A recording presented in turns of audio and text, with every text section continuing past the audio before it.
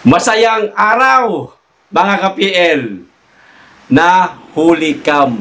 Ang di umano'y bayaran o suhulan sa ginawang rally ng mga Pulawan noong nakaraang linggo. Diba nag-rally ho sila, papasukin ng ICC. Abay, nagkaabutan po, di umano mga kababayan, ng payola. O panoorin po natin itong video. Nakita ko po ito sa TikTok. Ang masaklap pa nito, mga ka-PL, ang mismong nakahuli na nagkakaabutan po, sa palagay ko 500 kasi ang pera hindi kulay asul. No? Pagka-asul, 1,000. Pagka-violet, 100 lang. Sagwa naman, magbibigay ng 100, rally napakainit. Kulay dilaw na may pagkakulay brown. Di 500. Ang nakahuli nga, doon sa nagkakaabutan, mga ka-PL, sarili ho nilang vlogger. Ha? Hindi kayo na-orient na magkakaabutan? Ang lakas ng loob ninyo na paratangan kami na kami ang bayaran kada punta namin ng maisog rally. Sariling pera namin yun, oy. Sariling gastos namin yan, oy. Mabuting at may mga sponsor na tumutulong sa amin dahil naintindihan nilang aming kalagayan na sariling gastos ng mga vlogger. O walang nagbabayad sa amin. Tapos sasabihin nyo kami ang bayaran. O eto, maliwanag mga kababayan, video panoorin po natin. Pero bago tayo magsimula, makikisuyo sa mga hindi pa po nakasubscribe. Baka naman. At pakiclick na rin po ang notification bell para updated sa lahat ng upload. At huwag niyo pong kalimutan, pakilike na rin po ang video. Maraming salamat. Makikisuyo lang po. O eto na. Simulan na natin ang abutan. Alam ka, abutan nga. O eto na.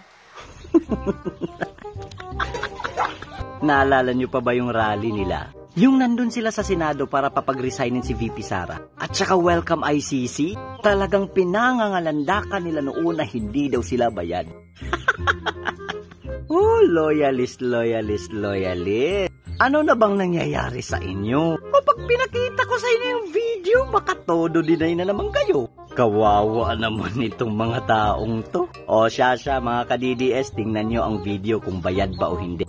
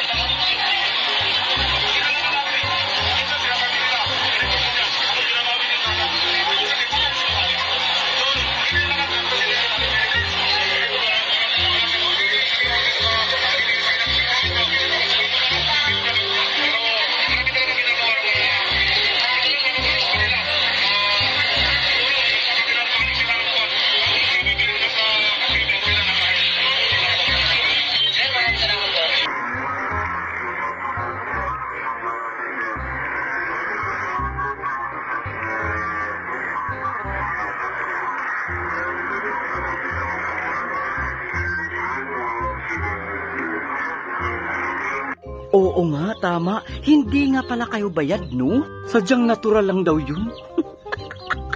Yan, sinasabihan nyo kami na kami yung bayad, kayo yung may video. Wag na si BBM ang mag-resign, loyalist resign na lang. Maliwanag?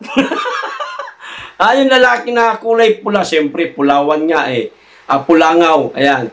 Kulay asul na sombrero na nag-aabot po.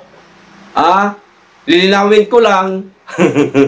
Hindi ako may sabi kundi yung pinanood natin yung lalaki. Pinakita ko lang sa inyo ang video, mga kababayan, na talaga nga naman nagkaabutan. Pero ito ang aking paliwanag. Malay natin, baka inutusan lang bumili ng ice tubig, kaya inabutan, inabutan ng 500. Bili ka ron 500 na ice tubig kasi marami tayo eh. Oh, malay natin, baka ganon.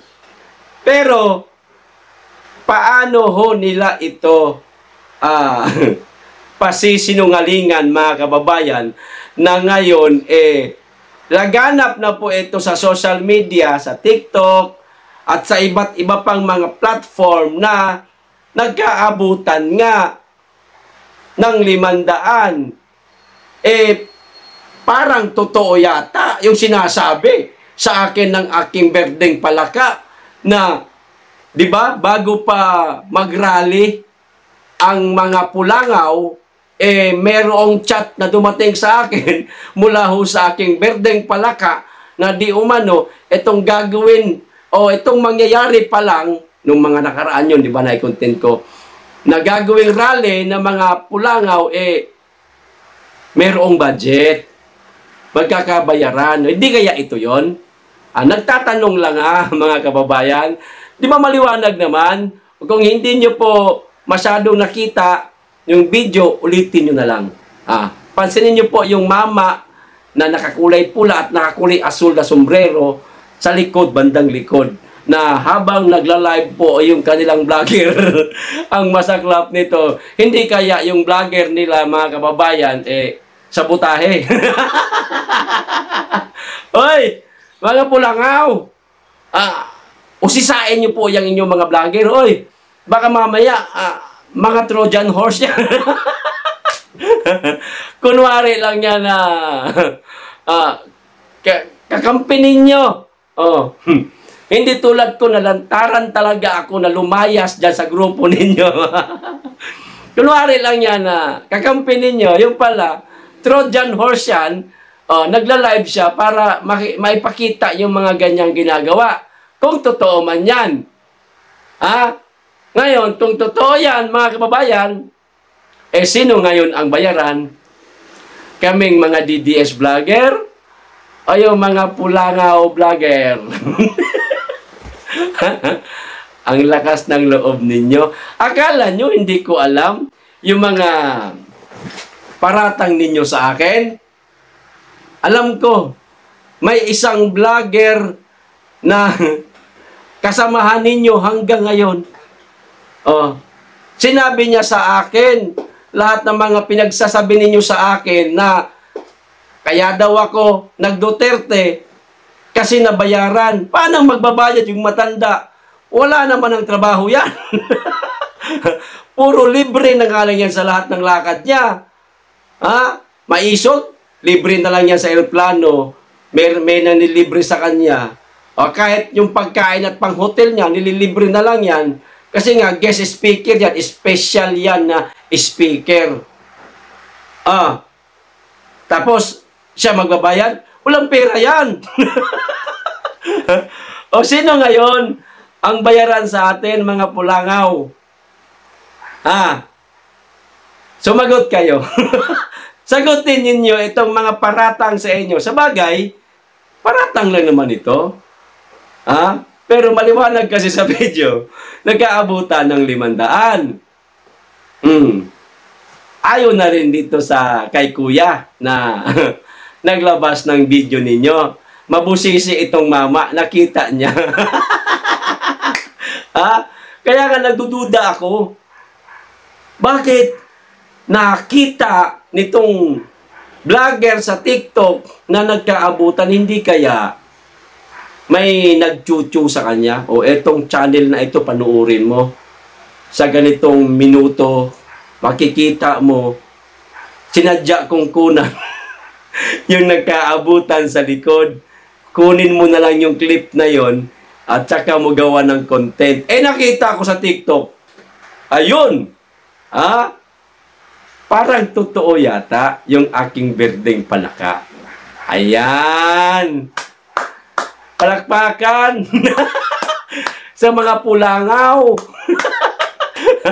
May 500.